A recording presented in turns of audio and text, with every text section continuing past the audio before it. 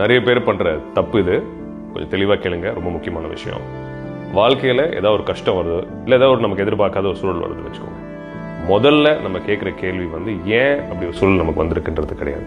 நம்மளை பற்றி முதல்ல அந்த வேல்யூன்னு சொல்கிறோம் இல்லையா, நம்மளை குறைச்சி எடை போடுற ஒரு சூழல் தான் மக்கள் பண்ணுறதை நான் பார்க்குறேன். தான் மேலே என்ன தப்பு, தனக்கு இது வராதா, இல்லை நம்ம ரொம்ப கம்மியான மனுஷனா, தன்னை பற்றி ரொம்ப இழிவாக நினச்சிக்கிற தருணத்தை நான் மக்கள் நான் பார்க்குறேன். தயவுசெய்து அந்த சிந்தனையை, அந்த மைண்ட் செட்டை இந்த பதிவுக்கு அப்புறம் நீங்கள் மாற்றிக்கணும்.